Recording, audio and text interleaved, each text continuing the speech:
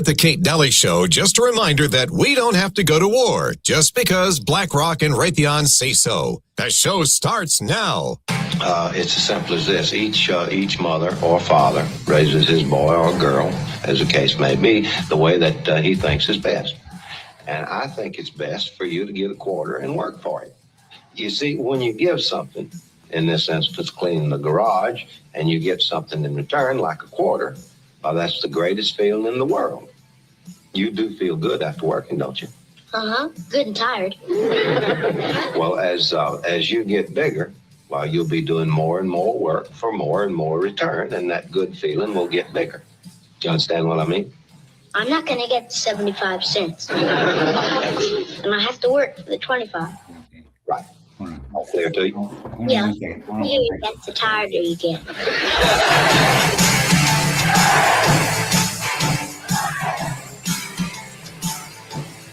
All right.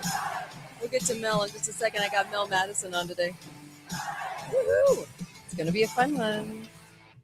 You're gonna hear a lot about money and cash and gold and silver.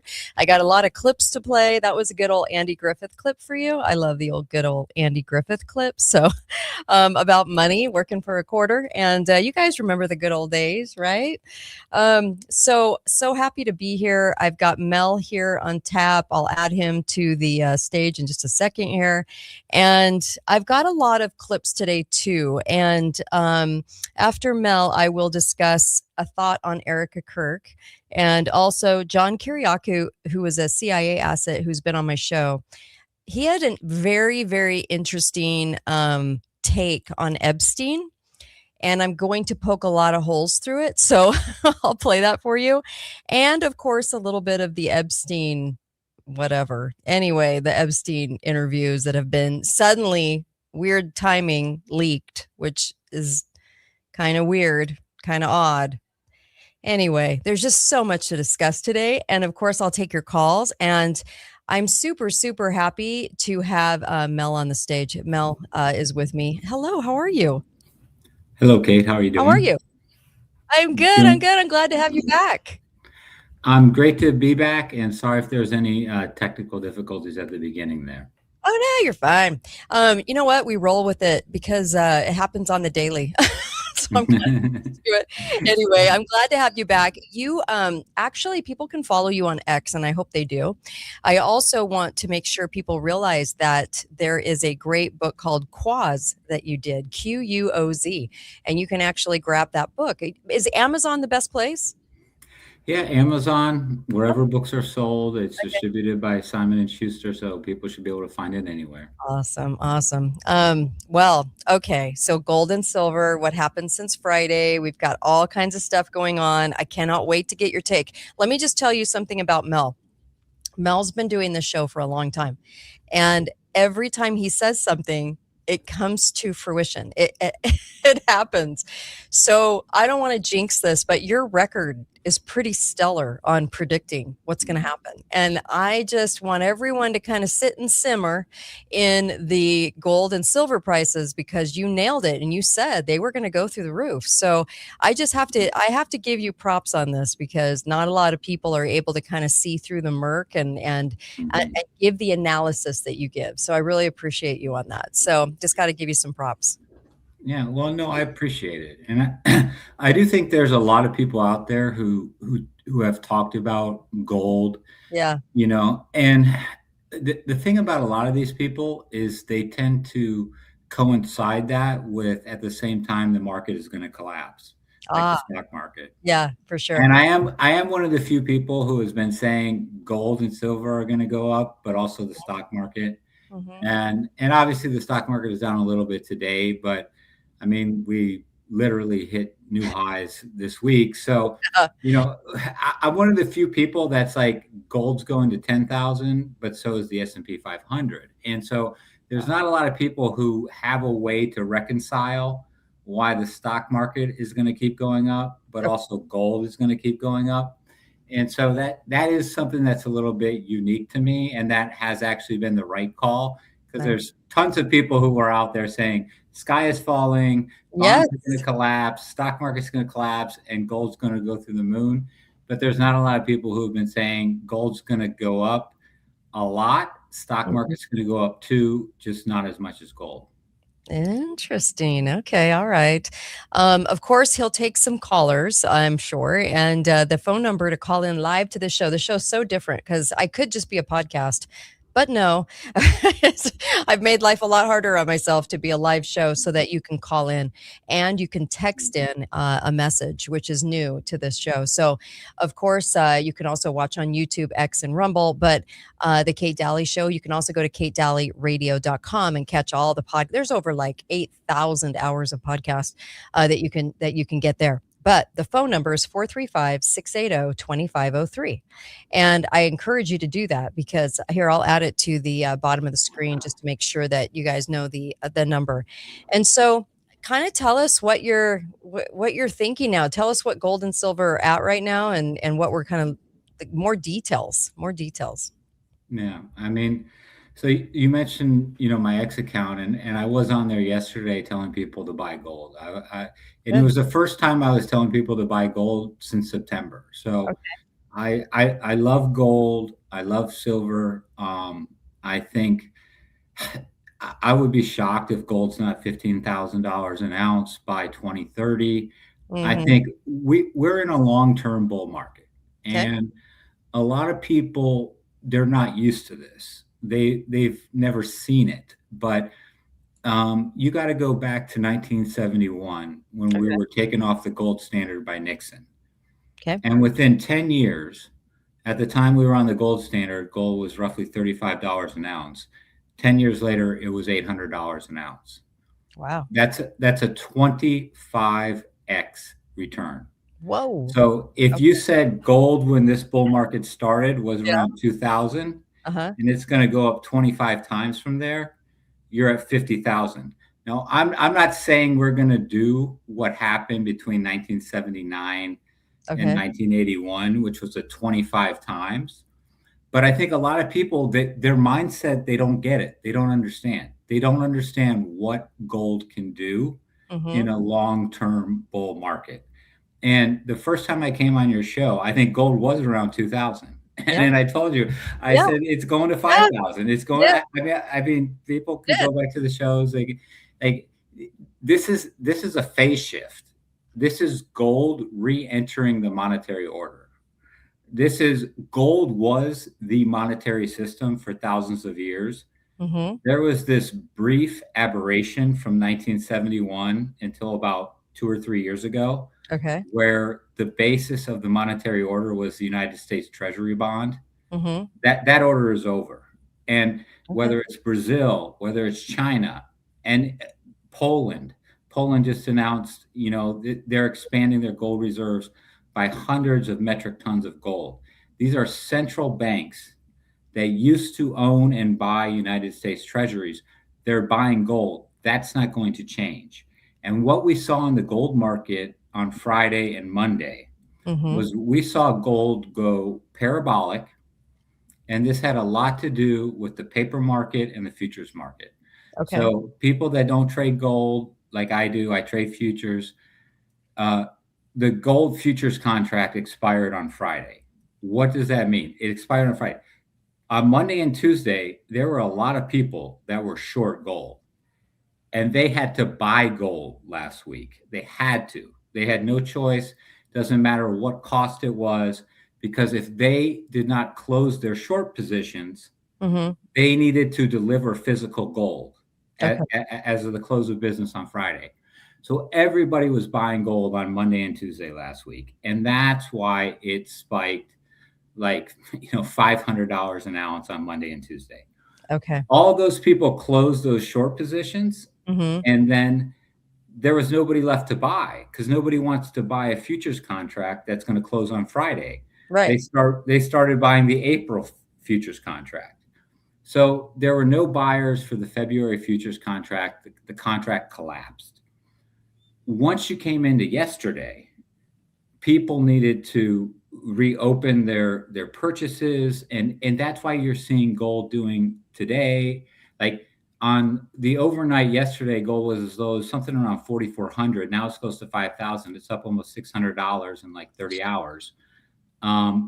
This is just the beginning. Now, I'm not saying gold's going back to 5,500 this week.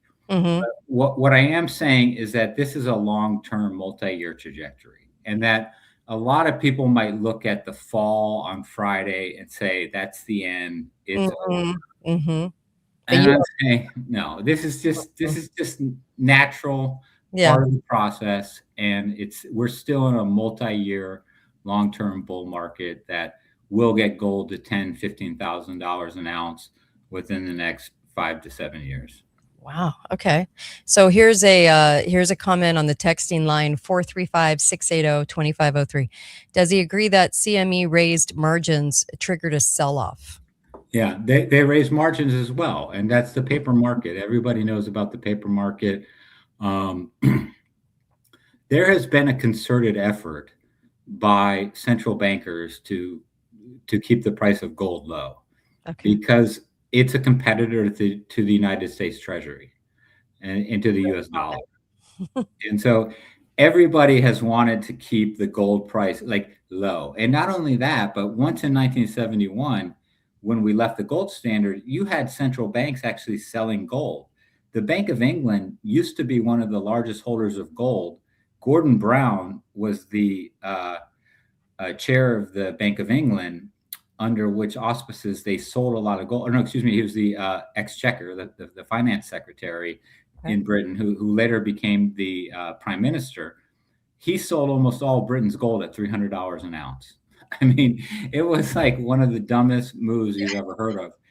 And people just don't want to believe that this is actually happening, that gold is returning as the center of the monetary base. This is something I've been talking about for years. I wrote a book, Quaz. It's literally it's a financial thriller. It's about gold becoming the center of the money. I wrote it in 2022. And at the end of that book, not to give anything away, but gold's close to $25,000 an ounce. So this is just what's happening. Gold is coming back as the replacement for the US dollar. It's not going to go away. There's going to be volatility. If you look at a chart of gold from 1971 to 1981, when it went up 25 times, there were times when it went down 40, 50%. I mean, it will go down between now and 2035. Okay. But that does not mean that it's not going to be $15,000 an ounce in 5 years. So this is just what happens when you're going through what I would call, people call it a monetary reset. There's plenty of terms for it. I've said there's a lot of people who will talk about this.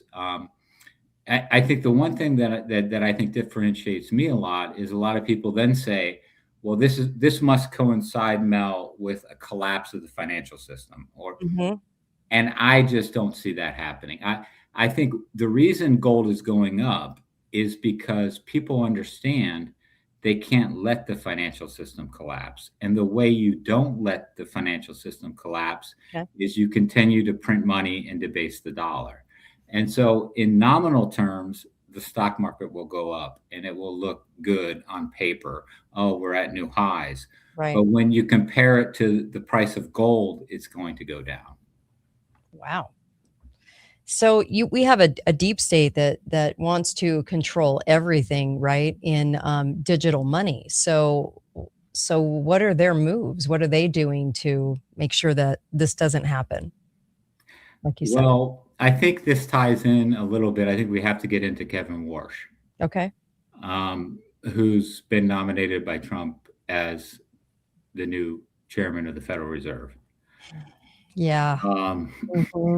I know. It's not pretty. Oh gosh. Yeah, it's bad. It's really it's as bad as Scott, the treasurer. So working for all the Soros funds and developing those. So yeah, it's bad. It's pretty bad. Yeah. Well, there's a connection to the Soros fund with Warsh. There is a connection to the Rothschilds. There is a connection to the Estee Lauder fortune. Yeah. There is a connection to the World Jewish Congress. Yep. This is not, anyone who's a market observer looks at Trump, who says, we want lower rates. Mm-hmm. We want essentially what they call easy monetary policy. Right. And he had 4 final candidates. He had Rick Reeder from BlackRock. He had Chris Waller, who's already on the board. Mm-hmm. He had, Kevin Warsh, and he had one other one he was looking at, slips my mind right now. But the bottom line was he had 4 people, and 3 of them were known for wanting lower interest rates. They all wanted lower interest rates. Kevin Warsh was the one person during the financial crisis who said we need to have higher interest rates. He's someone who has said we should not print money. Mm-hmm. And so if you look at everything that Trump has said, Mm-hmm. and you say, why is he appointing someone who's considered what they call a hawk? So people that want low interest rates are called doves. People that want higher hawk. This guy is hawkish, about as hawkish as they come. Okay. And you're like, why is he doing this? And then you look into the family. And then you say, okay, who is Kevin Warsh's wife? She is the daughter of the sole heir to the Estee Lauder billion-dollar cosmetic fortune, a guy named Ronald Lauder, who happens to be the president of the World Jewish Congress, who happens to have as its chairman David de Rothschild. So we are now having a Federal Reserve president. This goes back, the first episode you and I ever did almost 2 years ago was about the Rothschilds and the formation of the Bank of England and how central banks are evil, how there's this banking cabal. And this isn't about anti-Semitism or anything, religious. Right. This is just about facts. It's just the facts about banking and money and and how the Rothschilds and the Jewish banking cabal is still involved, whether it's Goldman Sachs, the Rothschild, Kevin Ward. And I would add pretend Jewish. Pretend Jewish. I think their allegiance is to money. Napoleon said this. Yeah. Financiers have no patriotism. They have no nation. Yep. Their allegiance is to money. And it doesn't matter if they're Christian or Jewish or whatever. There's a cabal of families who just happen to be Jewish that are the backbone of this central banking system. Yes. It's not there's a difference between like causality and correlation. Exactly. There tends to be there tends to be a Jewish correlation here, but I'm not implying causality. And I'm going to imply that these people use that so that they have some protection from what they do, because you're called bad names if you point it out or critique. So I'm going to add in that they're more like Satanists to me, but you can't do it. You can't talk about it. You'll wind up like John Mearsheimer, who is shunned by academia because he wrote a book called the Israel Lobby, and I prefer his term, the Israel Lobby. Because if you think about what the Jewish World Congress is, and this is what Warsh's stepfather is the president of, like, what is it? Right. And you look on like Wikipedia, what is it? It's the diplomatic arm of the Jewish people. Yeah. And it has UN recognition. Yeah. It's headquartered in Geneva, Switzerland. Is there a Muslim World Congress? Is there a Christian World Congress? No. There's a difference between the way Jewish people operate and every other religion. They have a theocracy state in Israel, and then they have something that overrides everything. Ronald Lauder is like best friends with Bibi Netanyahu. I mean, these guys are like tied at the hip. This is just the way things operate. These are facts. If people want to then claim that you're anti-Semitic because you're telling these facts, then that's fine. They can claim it.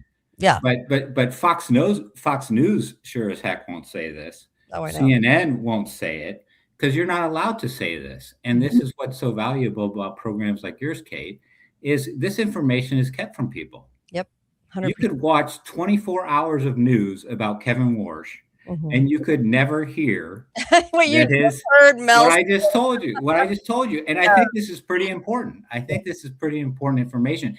And I think it explains a lot why somebody who was known for being hawkish and wanting high interest rates gets appointed by Donald Trump, who has done nothing but say he wants low interest rates. Yep. I hope people can honestly and really honestly and openly look at what you're saying right now. I think this is extremely important to take in, because even just looking at the treasurer that he appointed, who developed the Soros funds that we all talk Soros about. connections is with Warsh. He worked for this guy. He recently worked for a guy who was with Soros. This is all Soros, World Jewish Con. I mean, this is all the same people. It's all the AI people. It's Peter Thiel. And JD and Peter Thiel are buddies. And it's a box of rocks when it comes to government. At both sides of the aisle, they're the same. It's just different shades of lipstick. And it's so hard to get people to see it. It's really frustrating, actually. So I'm glad you brought that up. I really am. No, I think it has to be brought up. And I think it's important because it ties into the entire geopolitical circumstance that we're in today. Yes. Which is this threat that the United States is going to get involved in a war with Iran, right, as a proxy for the puppet master Bibi Netanyahu. So if we're going to send over aircraft carriers, he basically called off the attack. Trump was ready to attack on January 14th, but we didn't have our aircraft carriers over there. And Netanyahu told Trump, don't do it, because he knew Israel was exposed. Yeah. Because without the United States, Israel's a sitting duck, which would get destroyed by Iran. So unless we give our umbrella of aircraft carriers and THAAD missiles, and a lot of people don't understand this. We spent over 25% of our THAAD anti-aircraft, anti-missile defense system inventory defending Israel against Iran. And we're going over there once again to defend Israel. And people need, whether it's Ghislaine Maxwell, whether it's Epstein, whether it's Warsh, whether it's the Rothschilds, whether it's Bibi Netanyahu. And again, I don't want to make this at all about religion or anti-Semitism. I only want to make it about the facts. Yeah. This is the truth of what's going on in our world today, is we have aircraft carriers in the Mediterranean to protect Israel, which, as far as I can see, does nothing for the United States national defense or security. And as far as I know, it was Netanyahu who called off the attack on Iran last month because we had our carriers in the Western Hemisphere and we were not able to protect Tel Aviv. So if this is the way U.S. foreign policy is being run, these are the people we're putting in charge of the central bank, you have to wonder what's really going on in our government. Amen. I actually have a question from the audience, but I did want to say, and I said this just a little while ago, I think there's three views on Israel from Americans, I should say. Number one, Israel has a deep state. Number two, Israel is a deep state, the entire thing. And then number three, Israel has never been touched by the deep state at all. So I'm not in camp three, okay? Because I know that the deep state is everywhere and penetrates everywhere. And even when you look at the creation, who created it, the UN, there's lots of problems here. And I'm not talking about the people, I'm talking about the government, just like I think you are too. So this is a question for you. On February 15th, brokers are required to report every $3,000 silver transaction. Thoughts on this? Yeah, I mean, like I said, gold and silver have been a threat to the US dollar. Yeah. I think there's no question that we are in a multi-year phase where the United States government, in coordination with the largest U.S. banks, such as J.P. Morgan, are essentially stating we're going to there's actually a statement out there. It's called free gold.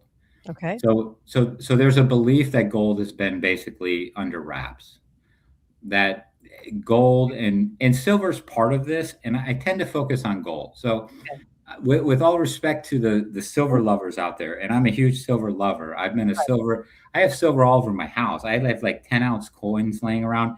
This microphone, literally, at Mel's house. I keep this microphone sitting on a 100-ounce bar of silver just as I've been a precious metal freak for decades. Like, I bought that bar for probably like $800. It's worth Yeah, over 10,000 now.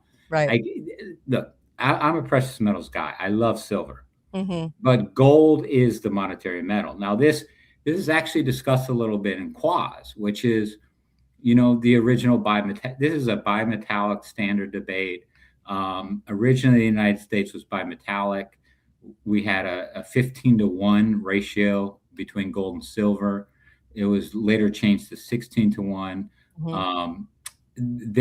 Williams Jennings Bryant in the 1896 Democratic Convention campaign made one of the most famous speeches of the entire 19th century, which was this cross of gold speech. And a lot of people don't understand, what did he mean, cross of gold? Right. It's like, I mean, ask most people they might have heard of the Williams Jennings Bryan's cross of gold speech, but Right. they don't know what it was about. Okay. And I'm not going to put you on the spot and ask you what it was. I really don't. I really don't know. No, most people don't know. Cross of gold was, he was saying, don't pin us to this cross of gold. Don't take us away from silver. Ah. Okay. It was the U.S. was always silver and gold, silver and gold. And the British bankers wanted it to be all gold. And he said, don't put us on this cross of gold. Don't take away silver as money. Because of something that was called the Coinage Act of 1873, which is where silver was essentially outlawed as a currency. Okay. And this was because the British bankers didn't have silver, because there were so many big silver mines in places like Nevada and where you're from in Utah. The Yeah. U.S. was getting rich on silver. And the British bankers in London said, whoa, whoa, whoa. These Americans have a bunch of silver. Only gold is now money. Right. And this is such an old game, Kate. Yeah. This is the same game that's been going on for hundreds and hundreds of years. I talk about it in our first episode, 1694, the founding of the Bank of England, why they did it. This whole thing of like getting the first exclusive license to print money, so that a central bank could print money, collect gold and silver from the people, give it to the king, William III. And then William III would take that gold. He would pay interest to the bankers, and people would get banknotes. And this is the same 500-year-old game, and it just keeps going on. And the free gold movement is like, finally gold is coming back as the center of the monetary universe. And this is something that does not happen every year. This isn't something that like, oh, well, wait 15 or 20 years, it'll happen again. Yeah. Yeah. This is a once in a lifetime situation. And you're saying buy. Because people keep asking, what's he saying? I'm going, he's saying buy it because it's going way up farther, probably farther than you can even think. $20,000, $30,000, $40,000. Yeah. Within the next 10, 20 years. I'm not saying if gold is going to go to $10,000 by June. Right. What I'm saying is gold is becoming the monetary core. This is what it always was. You go back to Bretton Woods, 1944. You have John Maynard Keynes. He wanted to have as the center of the financial system, post Bretton Woods, post World War II monetary system. He wanted something he called the bank core, which is derived from the French word for gold. It was going to be a gold-based. Gold just works for international trade. Right. What you're seeing is the United States has been exporting gold, and China's been importing it. Gold moves to where the manufacturing power is. Right. Gold is the exchange unit. Gold is something that cannot be duplicated. It can't be replicated. It's not software. It's not printed. And it's something that keeps fairness. So it's not ideal. You could use aluminum if you wanted to. Yeah. Using something like aluminum it's not very condensed, and it has a practical purpose. The beauty of gold is it doesn't have a practical purpose. And this is one other than jewelry, really. And this is one of the reasons why I worry sometimes about silver, because silver actually has industrial uses. And a lot of people will use that as a bullish thing. And they'll say, well, I would say that governments could tamp down the price of silver if necessary, because it goes into so many electronics I and, see. and solar. But gold could go to whatever. Gold can go to 20,000, and it doesn't. If copper goes to $20 a pound, Mhm. it, if silver goes to $1,000 an ounce, that hurts industry. That hurts the economy. If gold goes to $20,000 an ounce, the economy keeps chugging. It's just the absorption mechanism for the devaluation of the $350 trillion in global debt that we have. Yesterday, there was a headline on Bloomberg: world reaches 1 trillion in new debt issuance, quickest ever. Meaning we've already issued over $1 trillion of new debt this year, and that was just like a week ago. Mhm. So the world is just adding trillions upon trillions of dollars of debt every few weeks. This is not going to end. Now, what can absorb that? Mhm. Actually, it can't be silver, because silver is too important to electronics and things. So I think silver has a price cap on it. Okay. So I own silver. I own silver. Mhm. Um, it's higher beta, they call it. It'll go up more, it'll go down more, it'll do whatever. But if you're looking, and like I said, I'm not talking about what gold's going to do in the next week or two. Could Mhm. gold go down tomorrow, $200? Of course it could. What I'm talking about is, what is gold going to do over the next 5 to 10 years? Right. And I just do not see any way that it's not going up. And Yeah. it's becoming the backbone of the monetary system. This was the entire monetary system for as long as human history has basically been civilized, except for 1971 until about 2 or 3 years ago, and then it became gold again. Amazing. I've had friends that have been traveling and said over in Asia, they are standing around the block in lines to buy gold, in lines to buy silver. So I thought that was kind of interesting too, that we don't really see what's going on around the world, but people are very, very much buying. And I think people should. I really do. I remember a couple of years, what was gold at a couple of years ago when you came on the show? It was like 2,300 when I came on the show. Okay, so I remember saying that I was talking to a member of the media who I think is bought, and this person's on the air, and I remember saying, because I remember you speculating sometime after you first came on a couple of years ago, and you were saying, hey, it could go to 5, 8,000, 10,000 an ounce, and this person said, there's no way that'll ever happen. There's no way. And here we are. 2 years later. I've calculated out what I do think is a level that gold would essentially begin to back the assets in the world. Like, what would be a level where gold made sense given the other financial assets in the world? Right. And it's roughly $100,000 an ounce. Wow.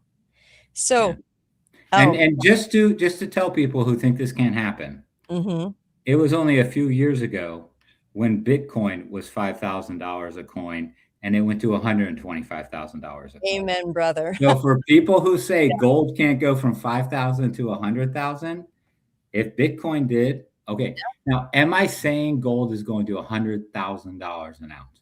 No. In my lifetime, I would be shocked if I saw that. What I am saying is it's nowhere near. And you can look at it in different ways. And I analyze this every month. You get a monthly treasury statement. You get, I analyze all the government data, and you can look at it. Okay, I know exactly what we've had according to the books, which is a whole other conversation. But we have 261 million ounces, roughly 8,000 metric tons that's owned by the United States. If you look at that gold, what does that back relative to? This is a way economists and people like me look at this. What is the United States gold holdings relative to United States treasuries? Okay, like the bonds we issue. There was a point where when gold went in the 1980s, okay, and it hit $800 an ounce, and it went from $35 to $800 an ounce. Oh. 25 times it went up in a 10-year period, where it was 120% of our treasury debt. Right. We have 38 trillion in treasury debt. If you go to 128 times that, or 120% of that, you're at roughly $50 trillion of a gold market. Where is that? That's $9,000 gold. But our treasury debt's only going to go up.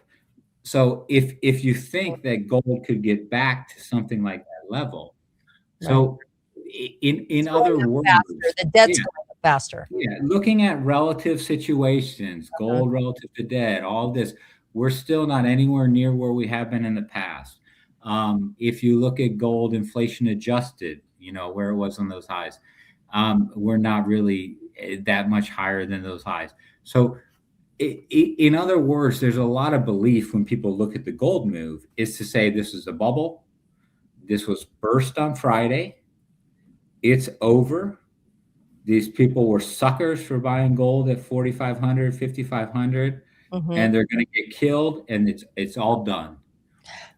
That's not what I'm saying is going on. What I'm saying is that this is a pause in a longer term rally. I'm not telling you to go. I'm not giving financial advice.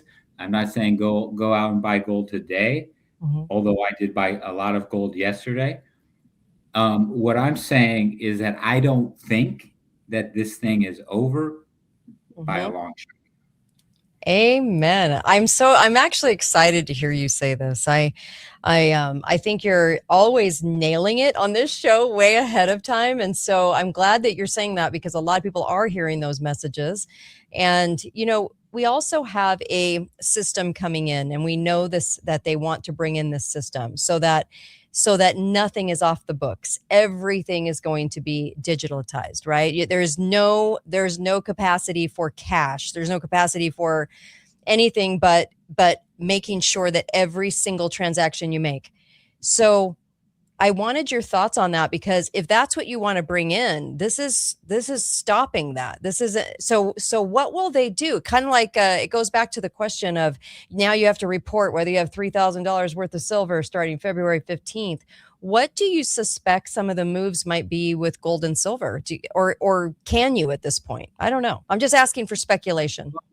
I think, you mentioned some of the questions from your callers, which are very astute. So I'll get a little bit, I don't want to get too much in the weeds, but so as I mentioned, the February gold contract expired on Friday. Okay. This forced people to buy at the beginning of last week because they were short. Now, what happened after that was amazing, which is yesterday. JP Morgan came out and raised its gold target to $6,300 an ounce by the end of the year. Whoa. If JP Morgan, this is something that I would not doubt was actually floated up and approved by the Treasury Secretary. Okay. JP Morgan is not just another bank. JP Morgan is the private arm of the United States Treasury. They have been since the Panic of 1907. When JP Morgan himself brought all the bankers in and said, here's what we're doing. This panic was what then led those bankers to do the Creature from Jekyll Island in 1913 and create the central bank. Okay. JP Morgan also, in the last couple of years, became the holder of the physical gold assets for GLD, the gold ETF, instead of HSBC, which was based in London, and then there was another arm in Zurich. Okay. Physical gold. Remember those news reports months ago about physical gold and plane loads coming to the United States? This is gold becoming replacing the United States Treasury as the backbone of the financial system. This is not something that's happening over 3-6 month period. This is a multi-year process. Probably be completed by the end of the decade, at which time gold will be over $20,000 an ounce. But basically what's happening is everybody is recognizing that we can't have money based on whatever the Federal Reserve decides to print.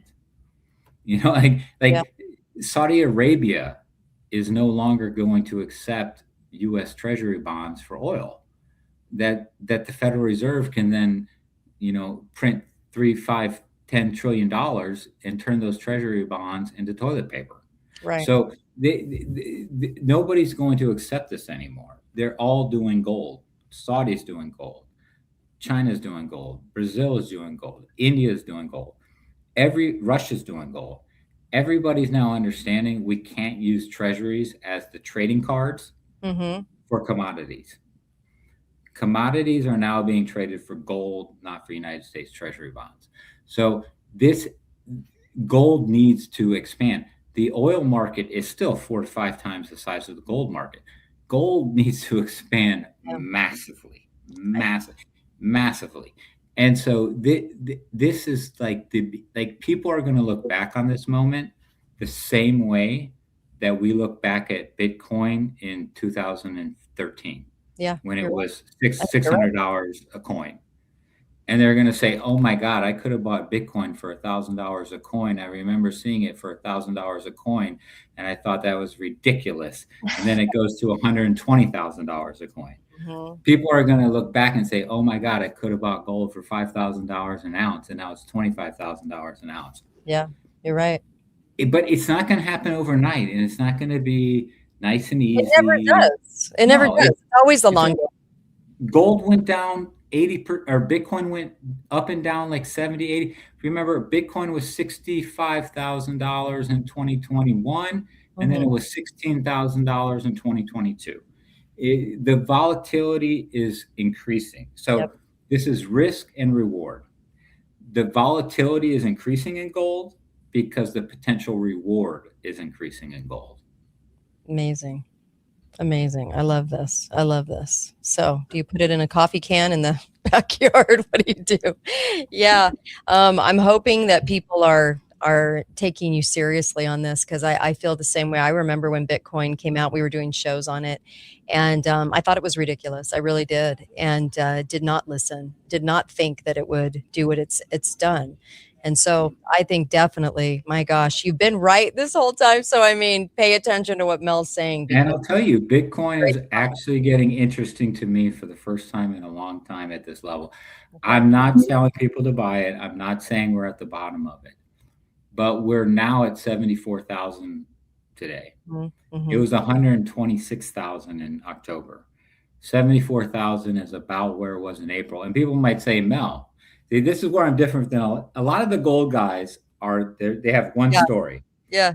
Gold's going up, equities are going to collapse, stock market's going to collapse, and Bitcoin is trash. I'm actually not that type of a guy. I'm actually the type of a guy that thinks you have to look big picture and you have to be open-minded to other things. Right. I'm not saying necessarily that Bitcoin is great. I'm not saying that Bitcoin is the new gold or better than gold. Far from it. I've never said that. I've always been suspicious of it.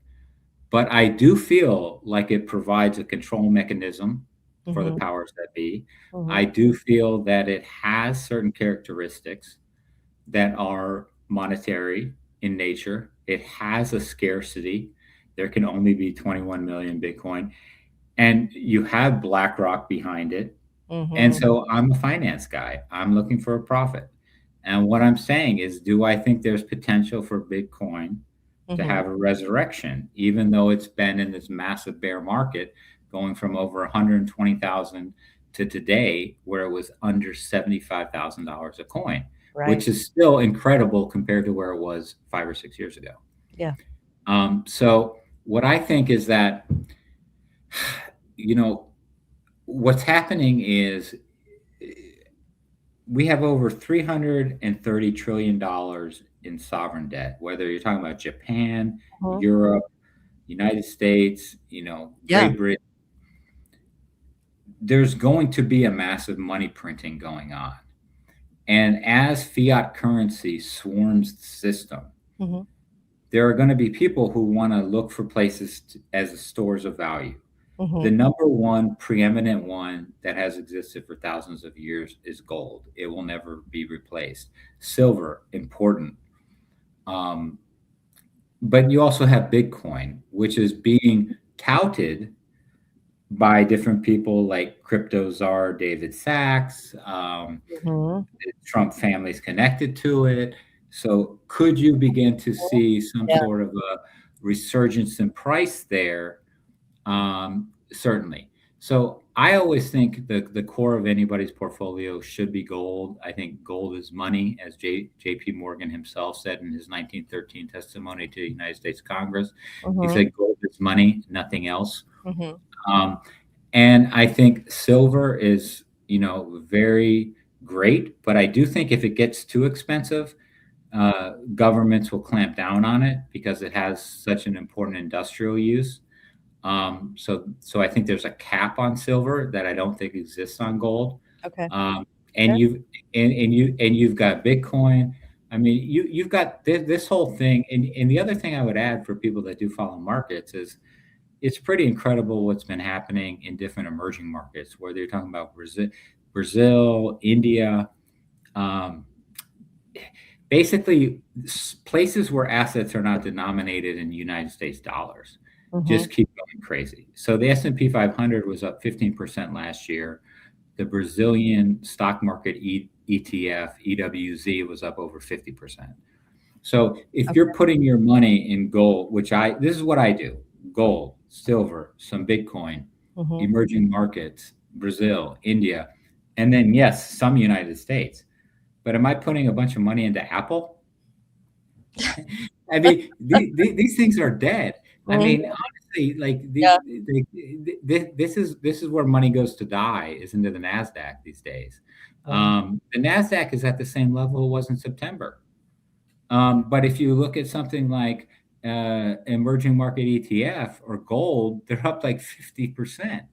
So if people have their 401ks invested in the S&P 500 and they're like, oh, I'm flat year to date. But what if people that have been in gold, silver, Brazil, India? I mean, you do not want to be invested in US dollar denominated assets. Amen.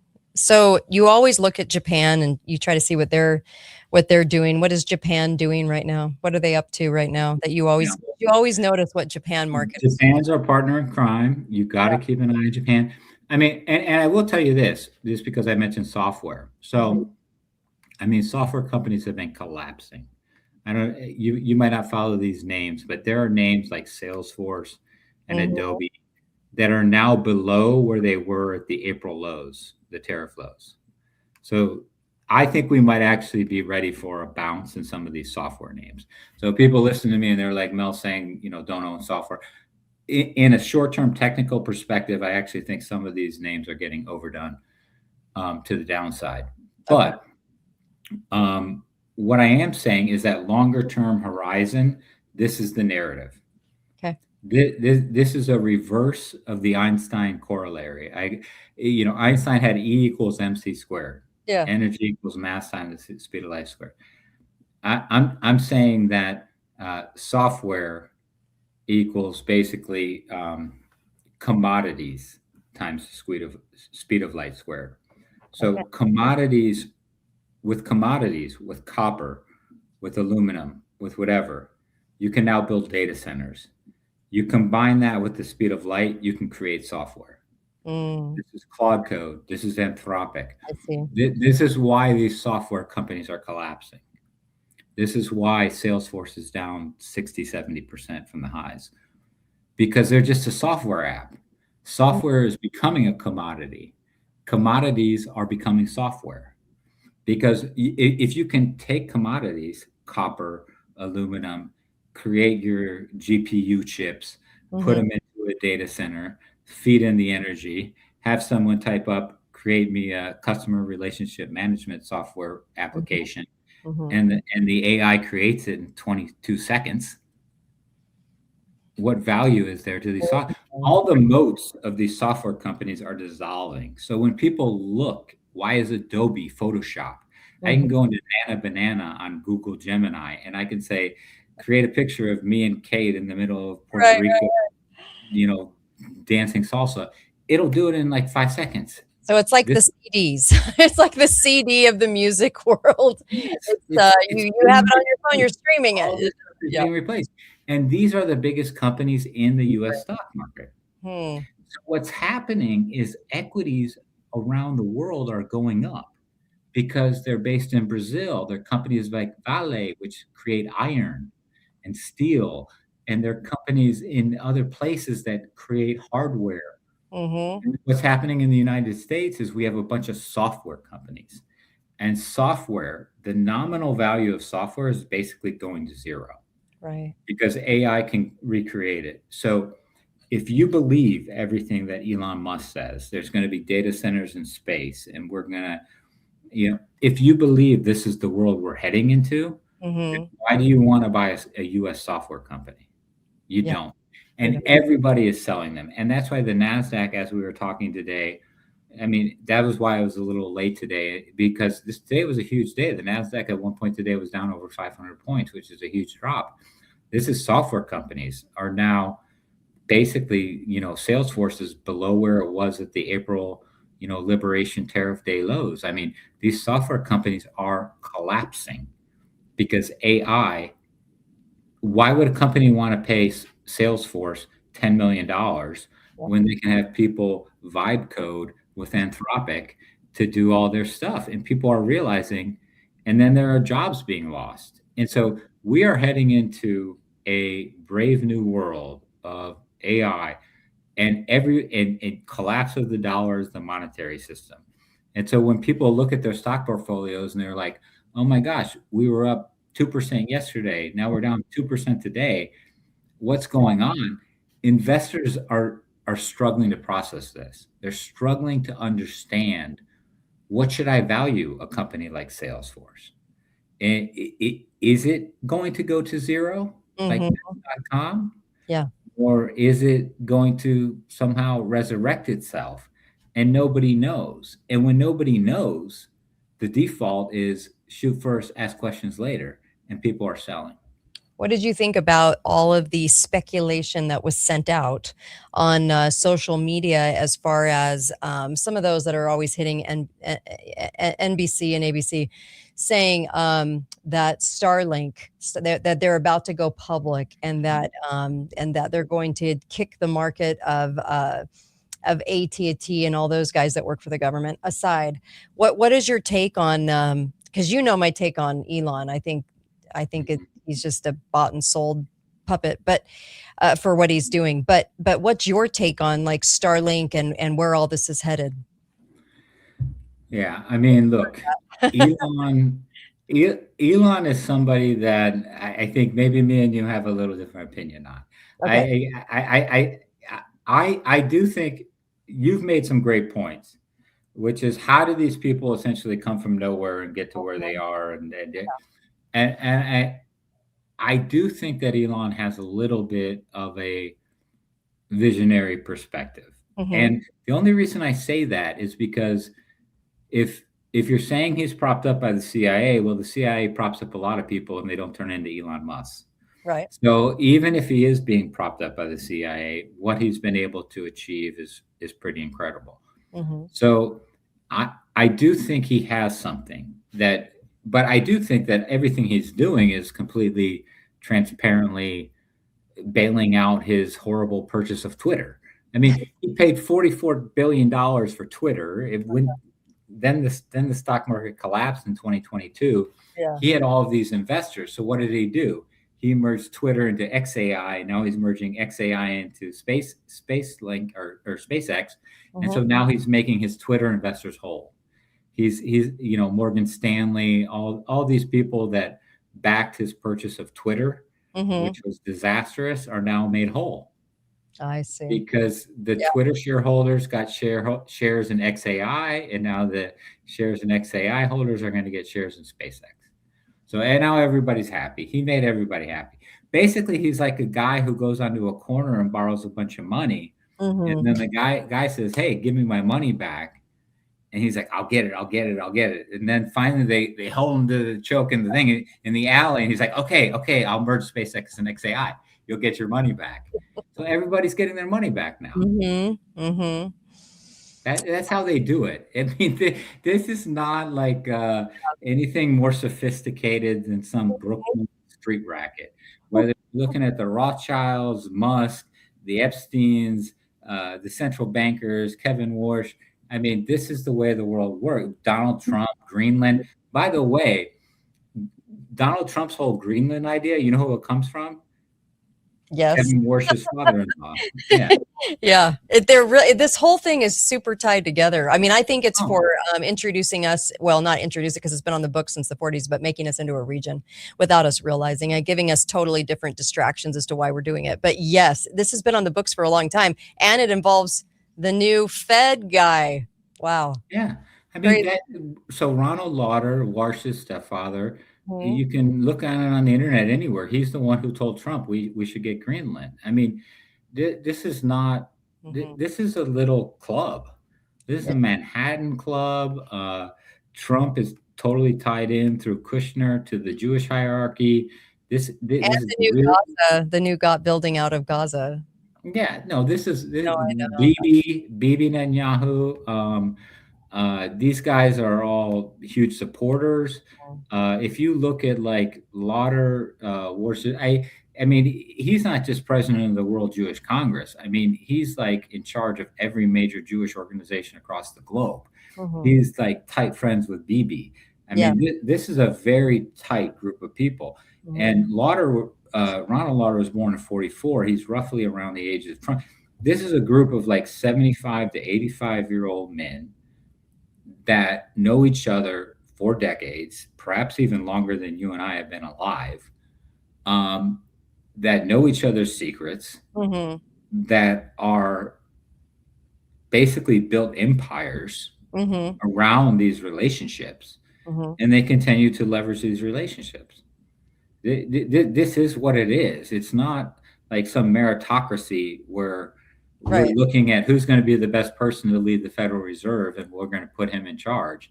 No, this is my buddy who also went to University of Pennsylvania, who I've known for 50 years, and this is his son-in-law, and I'm going to be able to talk to him, and then Mhm. he can talk to his daughter, and then his daughter can whisper into his ear in the bed at night. Yeah.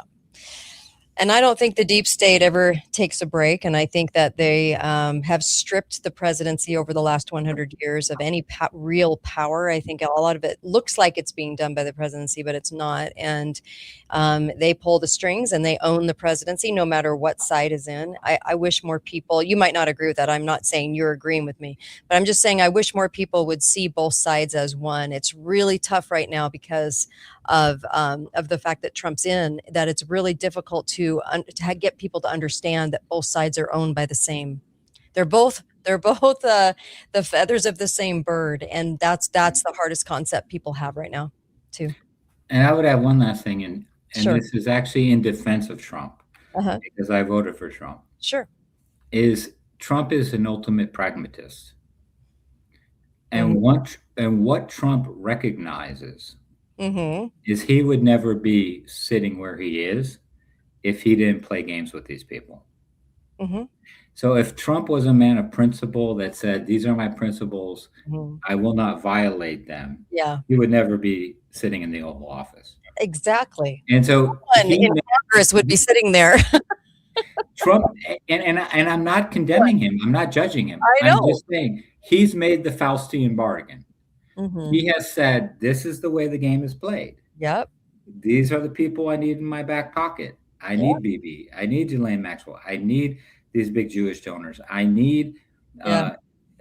Goldman Sachs. I need the tech billionaires. Otherwise, I'm going to be sitting in Mar-a-Lago playing golf. Right. And so what I'm doing is I'm not judging Trump and saying Yeah. he's a bad It's person. not about him, actually. No, I'm judging basically anyone in power. Basically, what I'm saying is anyone who gets to that level of power is going to be dealing with corrupt people, because you will never get to that position of power if you don't. Yes, I agree with you. Now I know you got to go, but look, I wanted to get your words on Epstein. What do you think the whole Epstein thing's about? Because I know you study so much. I know you're mostly into the economy, but Yeah. any thoughts at all that you want to share?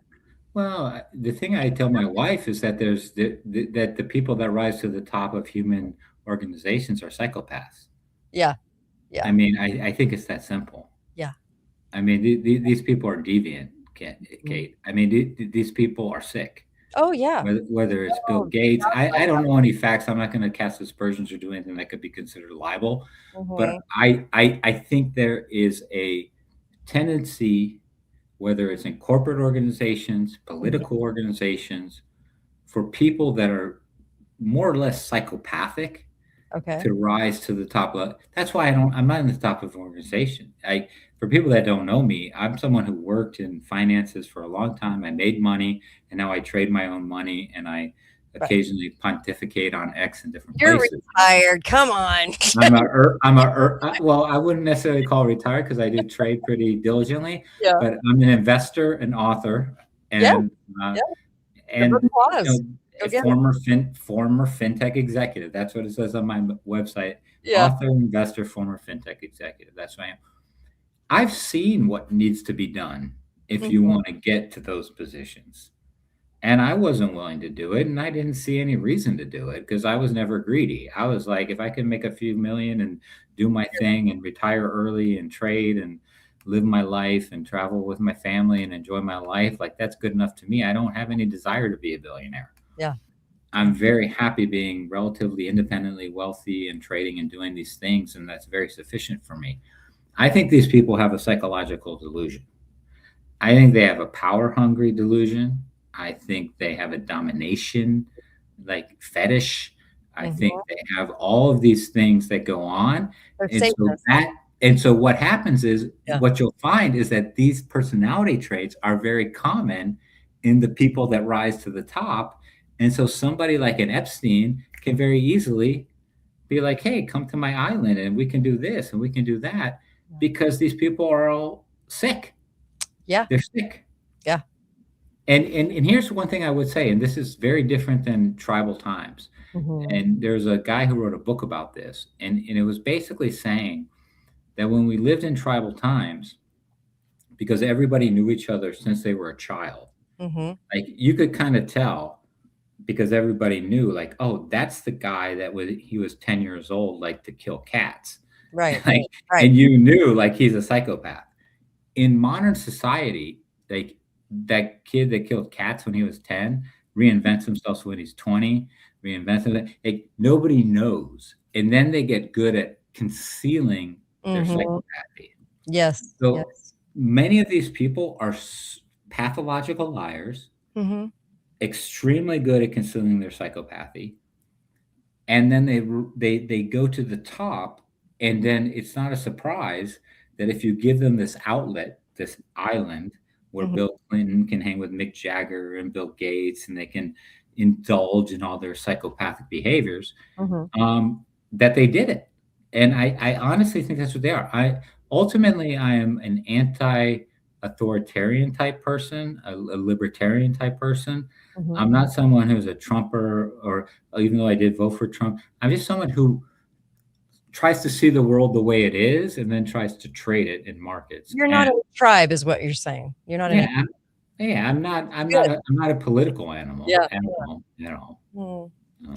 I so appreciate you. Mattison.com, Mattison, Mattison.com, and go there, follow him on X. And you've been a whiz at this, and you whatever you're saying is just always usually right on the money. So it's, I mean, don't forgive the pun, but this year, if you were to give a prediction, because we are in February, Mhm.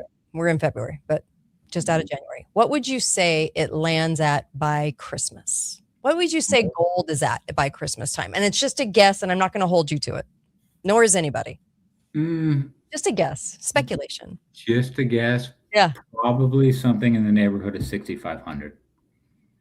Well, I'm not going to disagree with you. I think you're right, and I think that it's It's not a lot. no. It's less than $1,000 from the high we hit last week. It's a Yep. small, but I think there'll be ups and downs, and Yeah.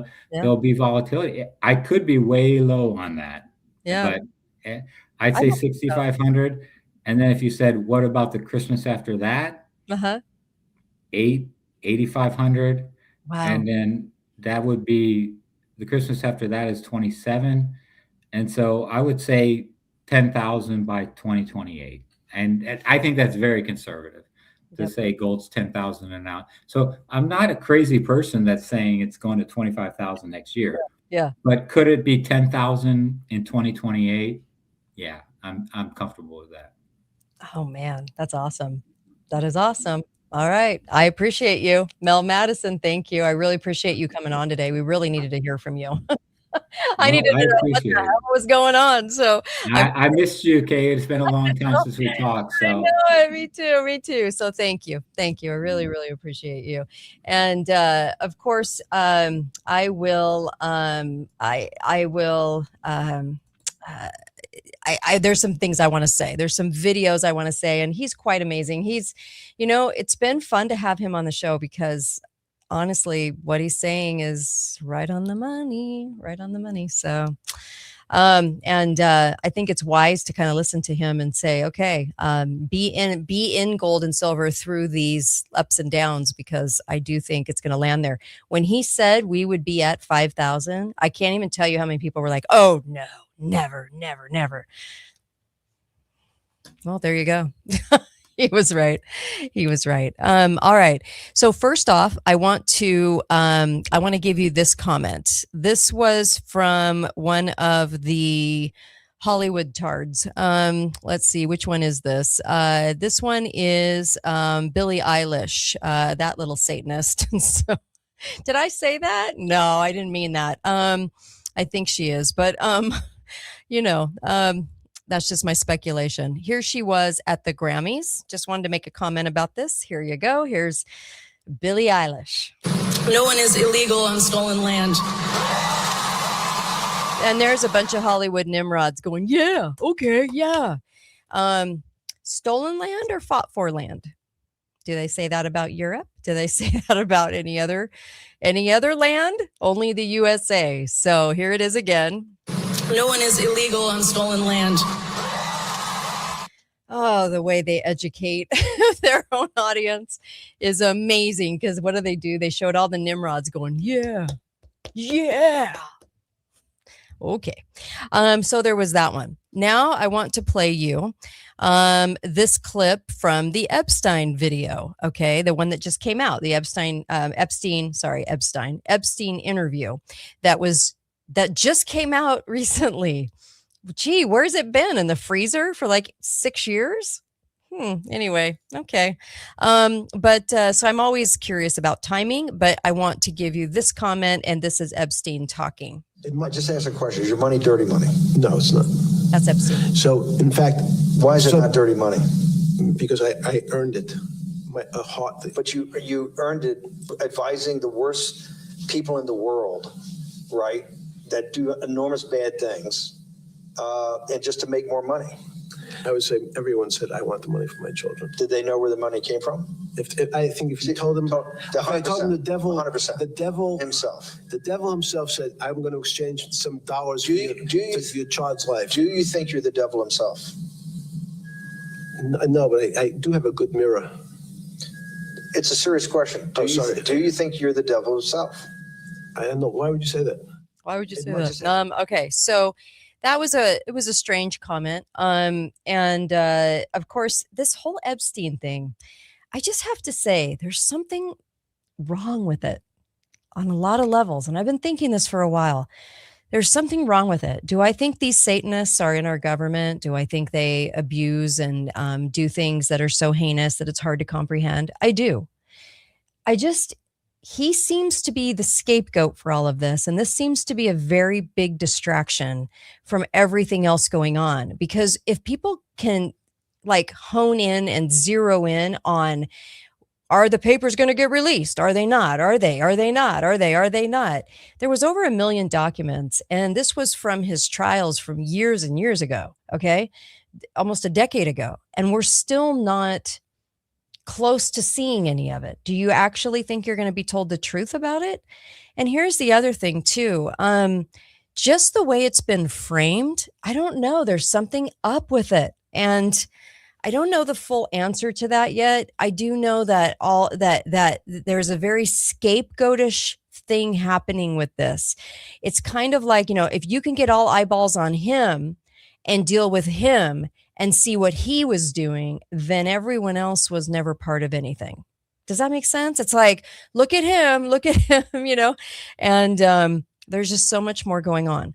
I've also told you that I think that there's there's always been a strange connection between Melania and Epstein. And this is how Trump met Melania. And there's like a decade of Melania's life that's missing. And, you know, was she trafficked over here? You know, was there a situation where Epstein was involved with that meeting for lots of different reasons? I don't know. But I've always been very skeptical, curious about that and about the hiding of that.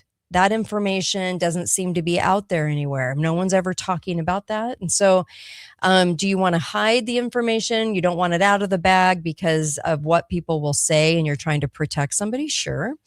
But there's something strange going on within that. Okay. So I just wanted to kind of just give you my thoughts because the whole Epstein thing, I don't know, it's just being super puffed up. And here's the other thing. Why does Congress have to decide what happens with those files? That seems very strange to me that Congress has to vote on it.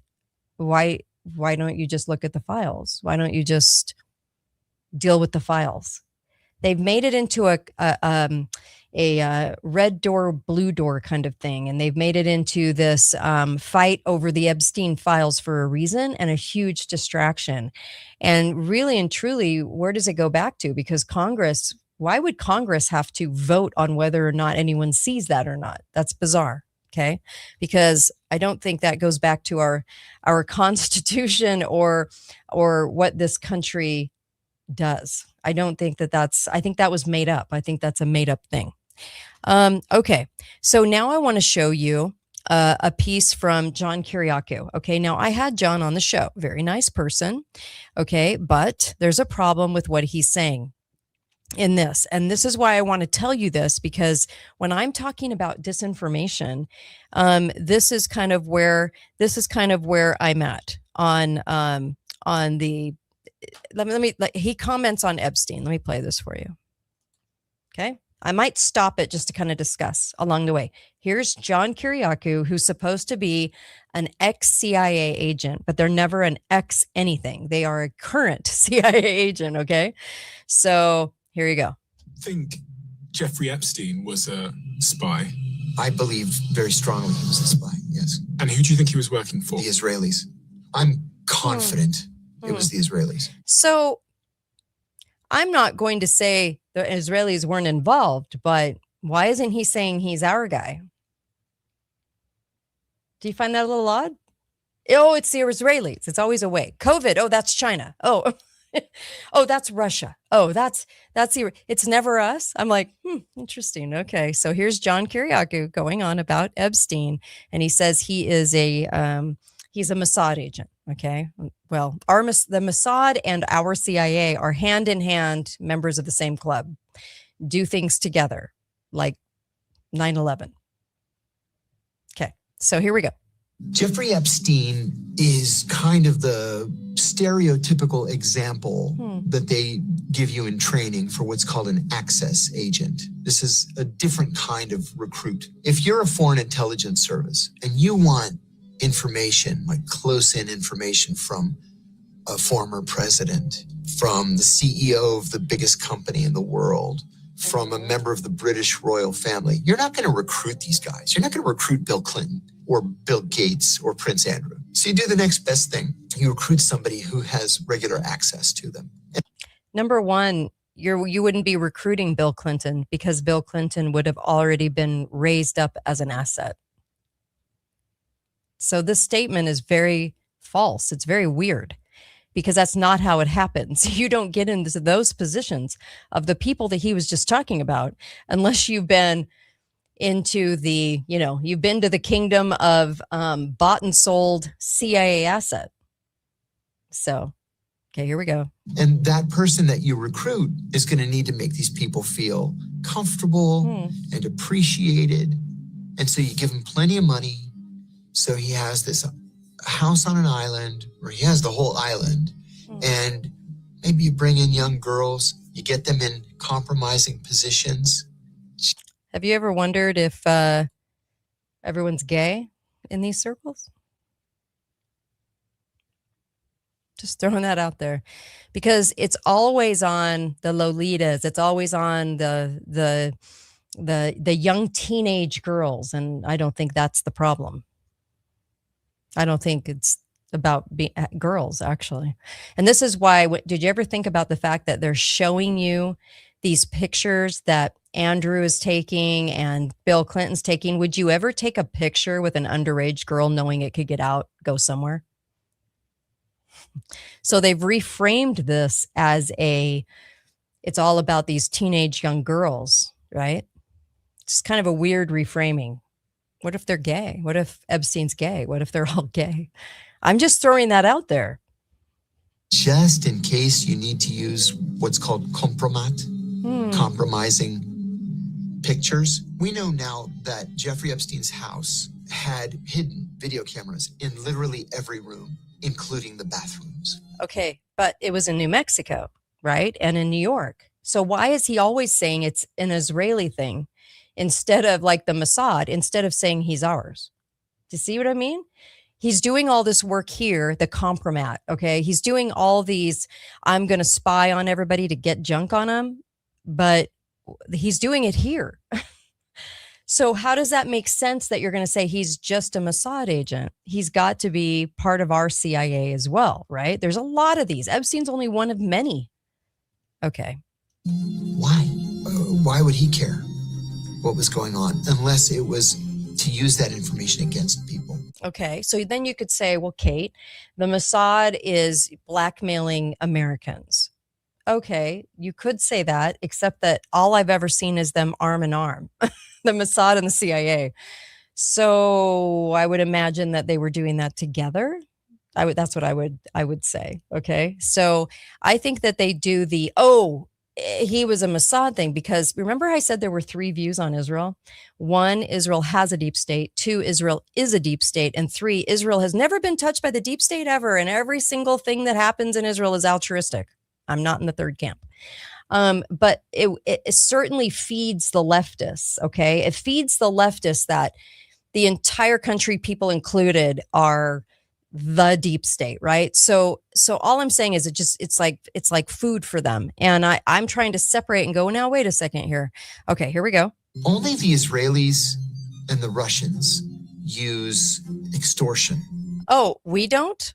Only the Israelis and the Russians use extortion, and we don't? I know people that have been personally threatened by state legislators in the name of the party, Republican even. I'm a conservative, okay? I'm sorry, this only happens in Russia and Israel? What? Only the Israelis and the Russians use extortion as a motivator. So would they have made Jeffrey Epstein rich? Yeah. In order to give him that access? Yes. How could they have done that? Oh, that's easy. Governments are the only ones really that can launder money unfettered. Really? Okay.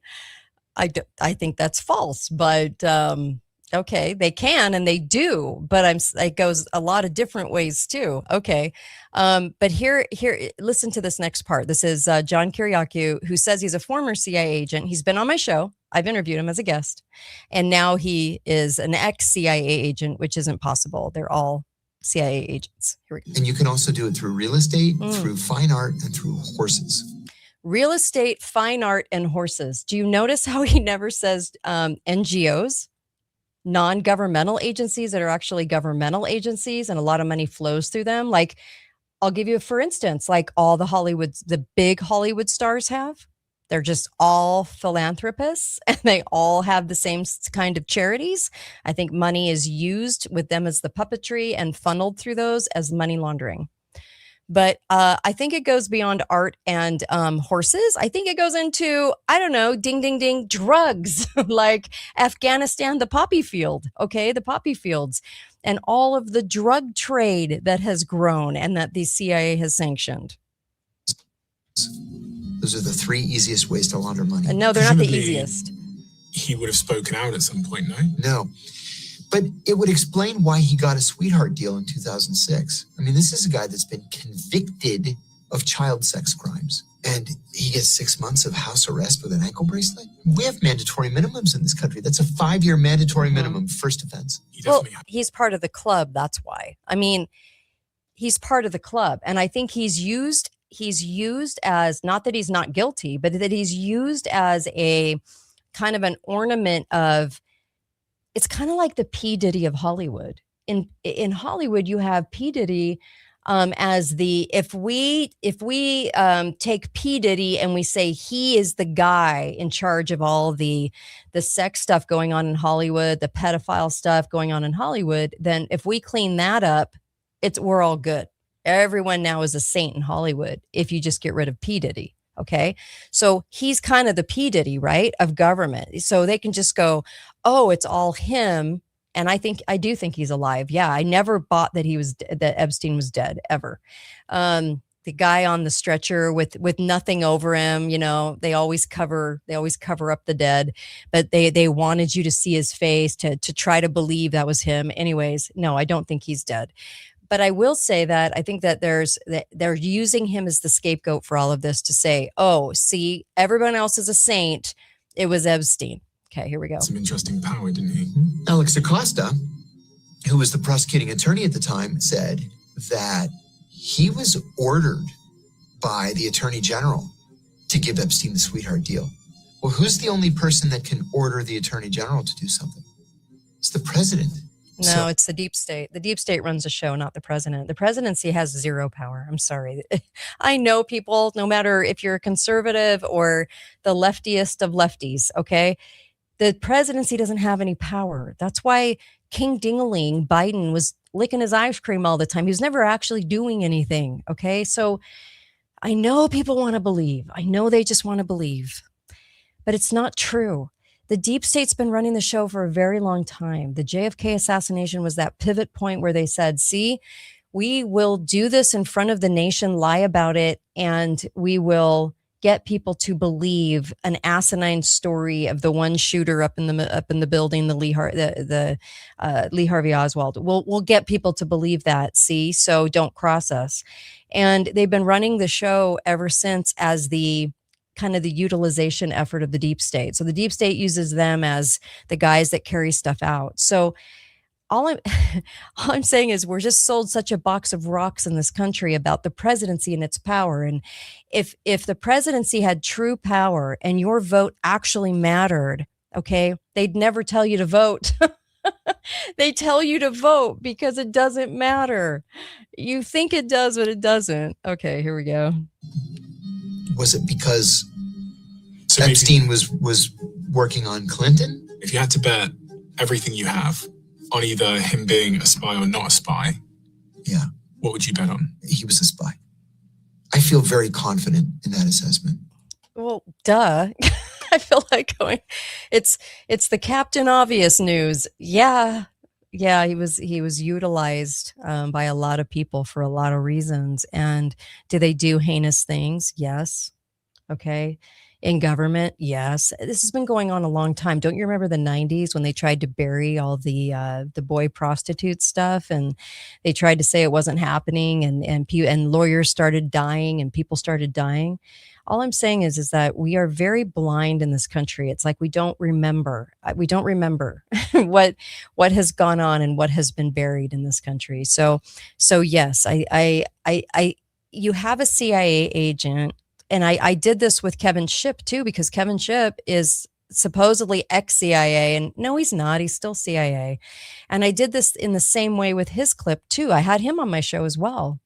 And that is that you have a lot of people out there claiming to be ex-CIA that give you these bits of disinformation. Okay. Oh, the fastest, easiest way to move money around, money laundering, is art and horses. I'm going, yeah, those are some vehicles, but they're not by any means the fastest or the best way to move money around. And all you have to do is funnel it to to Gates, who is partnered with the government, or funnel it through medicine, or make it up and on the computer and then give it away in CARES Act money for Blovid, and then own the hospitals and own the airlines and own all this junk. So there's lots of ways to do it, and you do it through the NGOs. And so a lot of money is ciphered through the NGOs and propped up. Also Hollywood, they use Hollywood, they use housing, they use all kinds of mechanisms. And so art and money, art and horses. Okay. Drug trade is one of the biggest. That's one of the biggest. So there's a problem with that, I feel. Okay. So I also wanted to give you this too. Okay. So if we were going to talk about Erica Kirk for just a moment, and then I'm going to finish off with the best, kind of one of the best statements I've ever read about Israel. Okay. Israel and America. But let me go to Erica for just a moment here, because I think this is something to think about. And I had this thought that I want to share with you. Now, I'm not saying that all the thoughts I have are right on the money. Okay. I'm not saying that. And I would never say that. But I do get these thoughts once in a while. And I'm like, wow, it's like when COVID hit and I was like, yeah, this is a scam. Same kind of thought. Okay. So when you look at the whole Erica Kirk thing and you realize that there wasn't anyone around her that was family during the whole Charlie thing. Okay. I had Charlie on the show, had him as a guest probably a year and a half ago. Look, all I'm saying is that when it happened, Erica, with the no tear dabbing, and the smiling and the running turning point and the whole 9 yards. Okay. Never really see her with kids. It's just weird. The whole thing is weird. Now, I know people can kind of feel that it's strange, that it's weird. Something's going on and they can't put their finger on it. Okay. She's a little too happy. Okay. A little too happy. But the whole Erica Kirk thing, what was really strange about that was she flew on the plane and she had JD Vance and his wife with her, not one family member. Then she goes to filming herself laying over him in his casket. No family. She had zero family around her ever. Okay. And I remember that and thinking, what is wrong with this picture? Like it just, all the things that we didn't talk about, that we didn't get shown. Then she had the fireworks show, and then she was getting mad at anyone asking any questions, and she was running turning point, and it really felt contrived, and it really felt like she was his handler in a marriage that was put together, more or less. Like she was sent to meet him and everything else. And that was kind of what I walked away with too. But the feeling I had was, she's going around the country now and she's doing all these Christian organizations with Greg Laurie, and Greg Laurie's had his share of problems. The only thing I want to say about that is that the feeling I got was that she, I wonder sometimes if there's going to be this poisoning of the well of Christianity for the youth, and that this is meant to be seen. It's meant to be discussed, and it's meant to be debated. Okay. And I would go as far as, and it's not that I'm coming down on Tammy Faye Baker, but it's like Tammy Faye Bakering it. Okay. Like this, like it's kind of this poisoning of the well, so that there are a lot of people that go, something's wrong with this whole situation. Tyler Robinson was not the shooter. He's the patsy. And you've got a situation, and I said this from the very beginning, where this is very contrived and very weird. And nothing about it makes any sense. Okay. And we all know what grief can be. Everyone's lost somebody close to them, and it doesn't look like that. That we know. But now that they're doing all these Christian events, it makes me very, very worried for our youth, because when more stuff hits the fan, and I think more stuff will surface, and I think it will surface because they want it to. Does that make sense? It's not just about Turning Point. It's not just about taking Turning Point and kind of doing what they did to it with the Tea Party. With the Tea Party, what they did was just, they got in, what's his face? Newt Gingrich, and Newt was meant to destroy it. Okay. So what I'm saying is, above and beyond Turning Point, it's like this poisoning of the well in Christianity, because we're going to see a lot of people that are faking the Christianity, and then that is going to poison the well for our youth. So overall, that's the feeling I got yesterday when I was kind of reviewing some things for the show. And I just thought I would share that with you because I just thought it was just really super odd. Okay. Just odd. So all right. Let's see here. Okay. So one more thing that I wanted to share with you today, and this is really actually really important. This is really important. So please listen to this, and I'm going to put it on a podcast for you because I do think it's extremely important. So this was written by Jana Bennon. And she wrote this, and so I got to give her credit because I wish I would have written this. I thought it was amazing, and I want to share this with you. And it was kind of how I feel about what's going on with Israel. Remember, I said there are 3 different views of Israel, and people don't know what to think because you have the leftists now hating on Israel. They never used to, but now they are, and it's very confusing out there what's going on, and you're seeing things happen, and something in your gut again is telling you something's wrong. So this is this commentary, and I'd like to read this to you if I can. If you stand with Christ alone, his finished work and his true doctrine and his command to speak the truth, and if you speak for oppressed people who are suffering injustice and death, you are now branded as an anti-Semite, even by those that call themselves Christians. Okay. See, in Christianity, it's always been where we give Israel a pat. We just support Israel. And if you don't, other Christians look at you like, what side are you on? It's like sides. It's very weird. Okay, let me go back to this. This accusation is coming not only from Zionist Judaism followers alone, but from within the church, from dispensationalist Zionists who have elevated a political Zionism and Zionistic Judaism above Christ himself. That is not biblical Christianity. So she said, I'm writing this refutation because of what is being demanded of us is not repentance from sin, but repentance from speaking the truth. Whoa. Today they are writing declarations and demanding public apologies. Tomorrow they demand your life. Can't say I disagree with this. She wrote, the time is no longer theoretical. The question before you now is unavoidable. Do you love truth enough to stand with Christ, or will you give in to fear? And she said, this is her response to this declaration. This declaration claims to defend biblical faith, but it does the opposite. It uses scripture as a weapon and quietly pushes Christ out of the center of Christianity. It opens by affirming the Bible, yet immediately abandons biblical honesty by accusing people of Jew hatred without clearly showing where truth-telling ends and sin begins. So it deliberately blurs the line between lying and dissent, between anti-Semitism and rejecting Zionist theology, or criticizing the modern state of Israel. So the kind of accusation cannot be tested, answered, or corrected biblically. And that is the point, she says. Scripture condemns false witness, but Scripture also commands discernment, testing claims, exposing error, and speaking truth when it offends, even when it offends. Okay?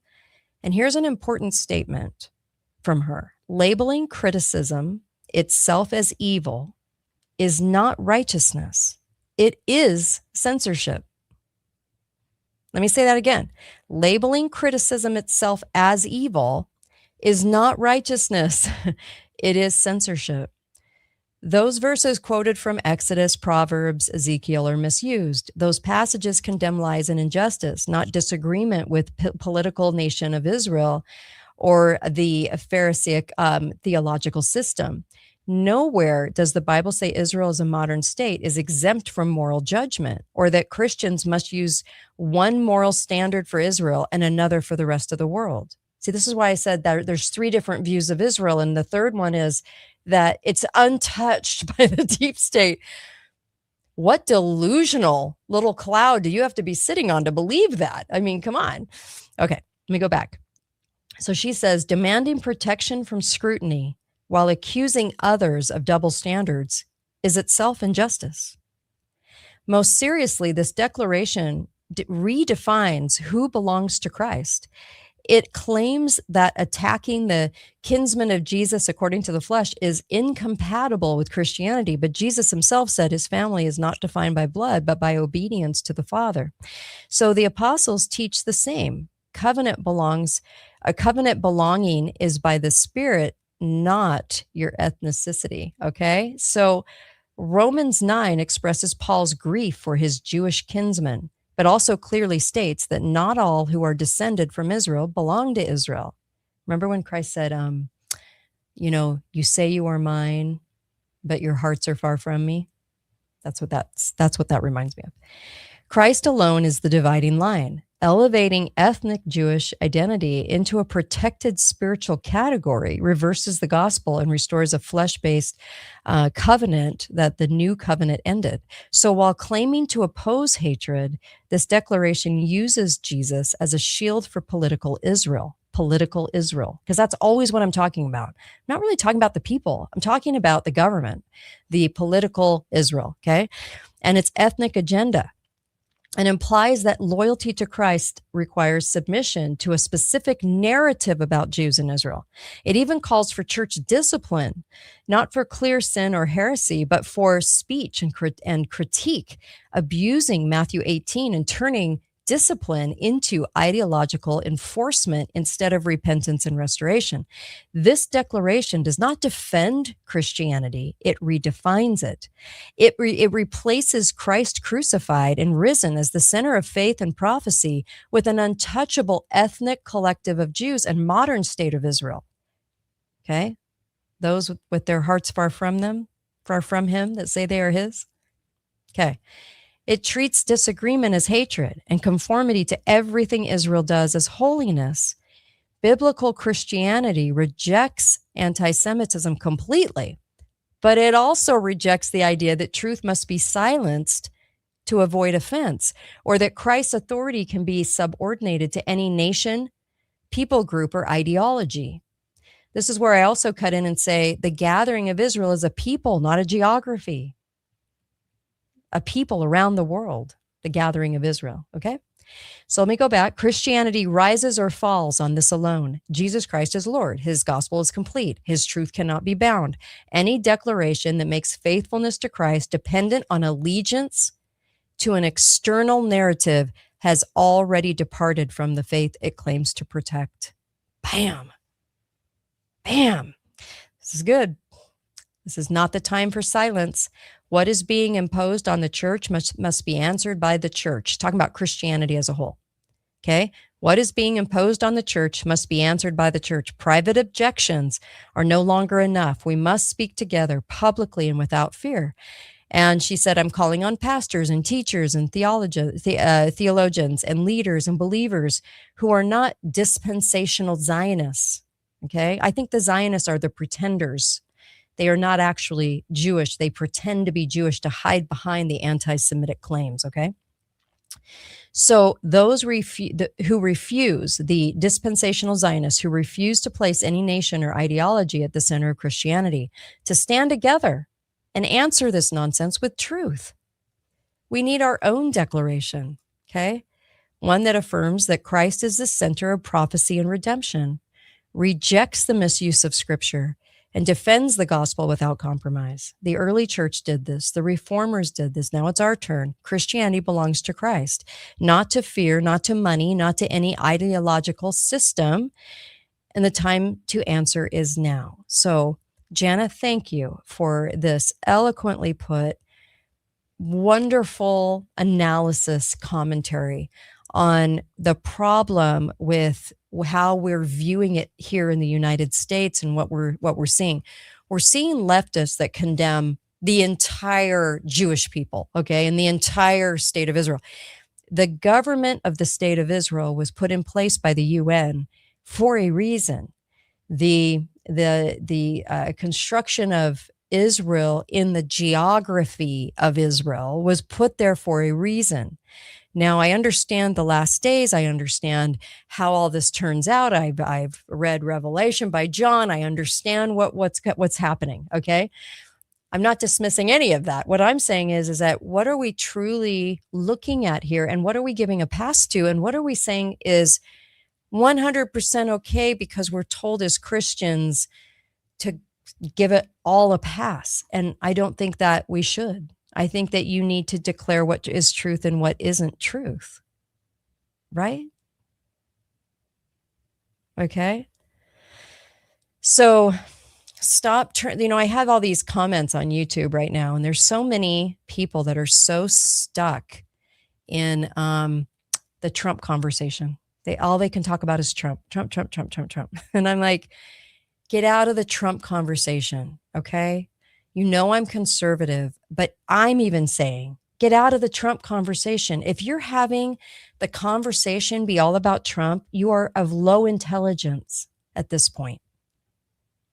And I'm so sorry to say that, but it's the truth. You don't have a very high intelligence, and you haven't studied, because you would know it's so far beyond that. Okay? There's a lot of puppets, and we're not seeing it for what it is. So I'm looking at these comments on the right of my YouTube, right? And I'm just watching this going, you've got to be kidding me. All these people that they could be bots too, because you never know. I mean, bots have the low intelligence factor too, because they're just there to get people angry at one another. But let me say this, you're going to hear a lot about Israel over the next few years, okay? And I told you back when I said 3 years ago when I said Trump's going in, and one of the reasons is going to be for war, okay? That's one of the reasons. And we're going to be hearing a lot about Israel, and there's a lot of skewed things about Israel, okay? A lot of skewed things about Israel, all right? And all I'm saying is that we need to interject a lot more truth about what's happening, but then take it and decipher it and make sure that we're saying things that are truthful about it, and reminding people that they are very much taking it because they see a TikTok video or they see an Instagram reel. And it's kind of the same reason why a TikTok video and an Instagram reel can help you lose your faith, right? That is not how we're supposed to act. We're supposed to be able to see the truth, point out the truth, and be bold enough to put it out there. And these are very true statements that I just read from Jana. Okay. Very true statements. So think about those, watch this again, and make sure that we all understand. Even if you don't agree with me right now, it's okay. It's okay. But maybe give it a whirl around the brain, because we're getting a lot of weird messages going on, and a lot of tribe think. And the tribe think isn't good for us. It's not very healthy. And especially when it comes to Israel. And I think we need to understand who created it and why. They created it because they wanted to be able to utilize it for an agenda. Okay? For an agenda. There are Christians out there who think Zionists are the good guys. And what I'm saying is that if you look at it in today's terms, they have taken the word Zionist, hijacked that, and now that has been turned into the people that are actually like the Satanists, like the people that are that are controlling the show. And if you can't see that, do more study, do more really looking at it, and hear a lot of voices on it. I've done over 38,000 hours of study, and all I can tell you is that we have some big deceptions going on. The presidency doesn't have power. It's a show. It's all a show. Okay. That Alex Preddy thing was a show. We have to be able to see these things. Okay. It was a show. It was staged. We have a lot of staged events happening. And then we have a lot of mixed messaging going on. So then you're always wondering, well, I'm part of this tribe, but now my tribe likes this. I guess I need to like that too. And I just think that we need to combat that deeply. Deeply. We're in trouble, folks, and we're not sharing the right kinds of messages, probably because a lot of the media is bought and sold, and I'm not bought and sold. And I sleep at night because I'm not bought and sold. And if you're wondering who the hell I am, it's probably because there's been a huge concerted effort to keep me down, so that people do not hear what I have to say. And there's always a reason for that. Okay. I have been censored a lot. They don't want you to hear me. They only want you to hear the appointed right and left voices that they've appointed. Okay. This is why you're going to hear so much mixed messaging. But that message alone was worth saying on the show because I really, truly want us to get that message. Okay. Am I silent? Am I sneaking in Summer Low? No, but thanks. I don't drink. You know this. Anyway, I'm reading comments and it's kind of funny. All right. So I wanted to give you that message about Erica. I was going to play for you some more Epstein, but I'll save it. And then I also wanted to give you this Werner von Braun. Werner von Braun was a German Nazi. He was taken out and put as our head of NASA. Lots of that. Okay. And here we go. I just want to play this for you. This is his assistant on his deathbed. These are the things he said. So here's Carol for you. Werner von Braun. Here we go. When I was a corporate manager of Fairchild Industries in 1974 through 77, I met the late Dr. Werner von Braun in early 74. At that time, von Braun was dying of cancer, but he assured me that he would live a few more years in order to tell me about the game that was being played, that game being the effort to weaponize space, to control the Earth from space and space itself. Von Braun had a history of working with weapon systems and had escaped from Peenemünde to come to this country and landed as vice president of Fairchild Industries when I had met him. Von Braun's purpose in life during the last years of his life, his dying years, was to educate the public and decision makers about why space-based weapons are a dumb, dangerous, destabilizing, too costly, unnecessary, unworkable, undesirable idea. And as practically a deathbed speech, he educated me about those concepts and who the players were in this game. What was most interesting to me was a repetitive sentence that he said to me over and over again during the approximately 4 years that I had the opportunity of working with him. And that was the strategy that was being used to educate the public and decision makers, and the scare tactics, the spin that was being put on a weapon system. And that was how we identify an enemy. The enemy, at first, he said, the enemy against whom we're going to build a space-based weapon system that he thought was a ridiculous idea, unnecessary and very dangerous, not to mention too costly, etc. The strategy that Werner von Braun taught me was that first the Russians are going to be considered to be the enemy. In fact, when I met him in 74, they were the enemy, the identified enemy. We were told that they had killer satellites. We were told that they were coming to get us and control us, the dirty commies, that whole story. First, the Russians were the enemy against whom we're going to build space-based weapons. Then terrorists would be identified, and that was soon to follow. We heard a lot about terrorism. Then we were going to identify third world country crazies. We now call them nations of concern. But he said that would be the third enemy against whom we would be needing to build space-based weapons. And the next enemy was asteroids. Now, at this point, he kind of chuckled the first time he said it. Asteroids, against asteroids, we're going to build space-based weapons. So it was funny then. And the funniest one of all was against what he called aliens, extraterrestrials. That would be the final card.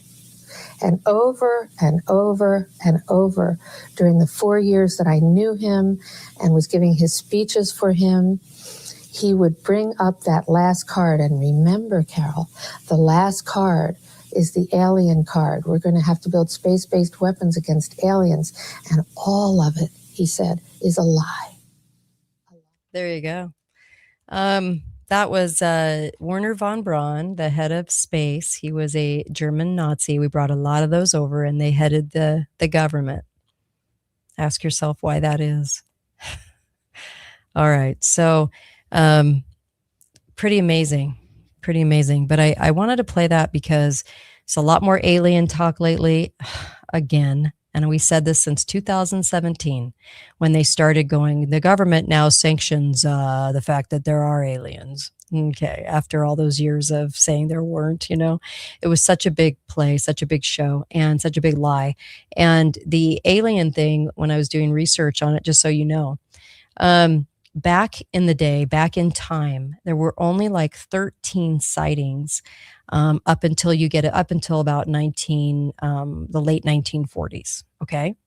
And those 13 sightings were actually more like asteroids. They weren't little green people. They were more like something fell from the sky, or they thought something had happened in the sky. Okay. Now we're talking all through history, 13 of documentation of something going on in the sky.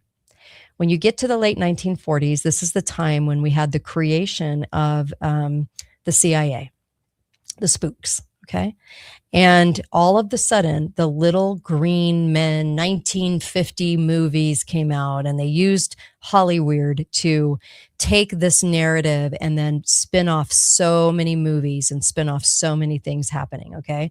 Little Green Men, Little Green Men. Then you had all of the sightings, the people sitting in the back of the truck in the field that were beamed up and prodded in the anus, like that's the only thing they want to do to us, and for decades, it's we got to prod you, and so having these weird tales of this, okay. And they were always in a truck with no camera, and it was always sitting in the back of a truck or in a field and beamed up, okay. Then after we all got cell phones, everybody pretty much had a cell phone by like 2001 or 2. I mean, it seemed like most everybody was getting them at that point. All the sightings stopped. All of the UFO came down and got me. Why? Because we all have a camera, a really good one, not a grainy one. And we could all see these things. So it completely stopped. So when I say there's no aliens, they're like little green men. Could there be life out there? I wouldn't say, definitively I could say there isn't life out there, but little green men coming in and aliens coming to get us. No, what comes in the form of technology we don't recognize would be things that DARPA's doing, or the things that the deep state's doing, not necessarily coming from outer space. Okay. But there is a concerted effort to get us to believe in the UFOs. Okay. It's also a concerted effort to get us to believe we landed on the moon. And again, what is it, like in a week or so? I can't remember the dates, but there's a definite concerted effort to tell us that it's been since 1972 and the end of the Vietnam War, but we're going up again. They do this every time, and there's always a reason why they can't. And it's been, our spacesuits aren't hot enough. The food isn't good enough. They're getting sick. We just can't. We don't. And the admission that they don't have the technology. So when it comes to what Werner von Braun was supposedly saying on his deathbed, the guy that headed NASA, and said they're going to use these things when terrorism doesn't work. They're going to use aliens as the next imaginary thing coming in to get us, but it will all be government designed. It will not be what we think it is. Okay.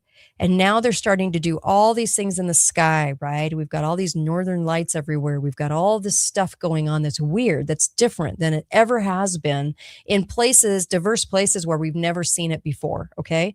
There's something bigger going on here, but I don't think it's courtesy of any aliens. I think it's courtesy of our government, to tell you the truth. So I leave you with that today, the Werner von Braun clip by Carol, his assistant, because it's so important to kind of keep that in the back of our mind as the news is cycling.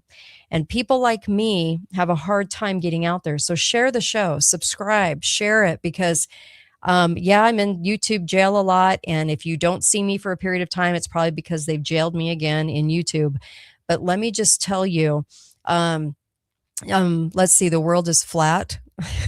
I love these people. These like ignoramuses. Look, I'm not even going to comment on the flat earth. I actually really don't care. I really don't care about that one. But let me just say this. Project Bluebeam is alive and well. And Project Bluebeam is the problem, not little green men.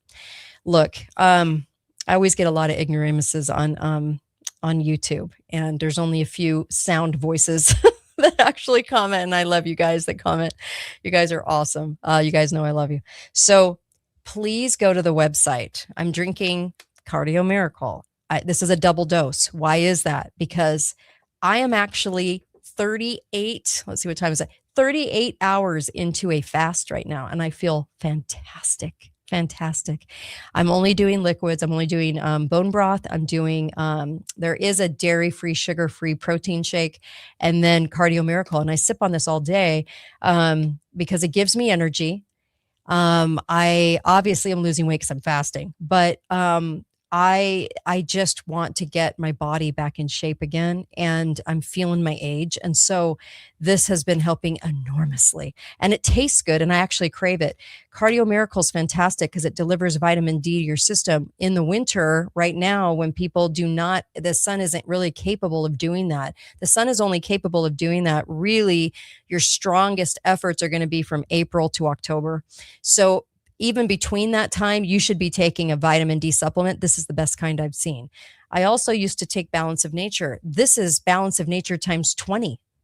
This has the fruits and greens of 20, pills of Balance of Nature. So this is why I switched. I'm just telling you because I'm just being honest with you. I switched because this has so much more and it delivers everything to your cells. So this is what I'm telling you. Go to cardiomiracle.com/Kate, Kate, and get it. Okay. It is amazing. Also, on the ticker down below, you can see the different things that you can go order as well. It helps me stay on this channel, but also it helps the show as well. And there's so many things that, oh my gosh, we need to do. So many things we need to learn. And I really appreciate those that are open-minded to listening to me. You don't have to agree with me, but at least give it a whirl, because I promise you I'll be different probably than a lot of the voices out there, because a lot of the voices out there are very controlled. They are controlled. They're controlled on the right. They're controlled on the left. And as sad as that is, you better believe that you have so much control going on now that it's hard to get any message out. So I'm constantly in jail because of it, in YouTube jail and whatnot, but please get these messages out and share them. Also, get the ebook on cancer. If you don't want to do chemo, which I would highly advise against because it has a 97% kill rate, what I would tell you to do is get the ebook that I put out, because it's all the pertinent information. I even updated it, added in Dr. Brian Artis's information so that people can get a clear view of what to do. Just make sure you're getting that. And it's right at katetalks.myshopify.com. And you can grab your copy, put it on your computer so that you always have it, okay? And print it out too. And then you can help yourself or a loved one, because cancer's through the roof. 1 in 2 gets cancer now, okay? Love you guys. Be faithful, be fearless. I'll be back tomorrow. Really appreciate Mel Mattison coming on. That was great. He's fantastic, isn't he? All right. I love the truth tellers out there. My hat tip to the truth tellers. Love you guys. Thank you so much. I'll be back tomorrow. Melissa and Susan. And you guys can call in. Thanks, you guys.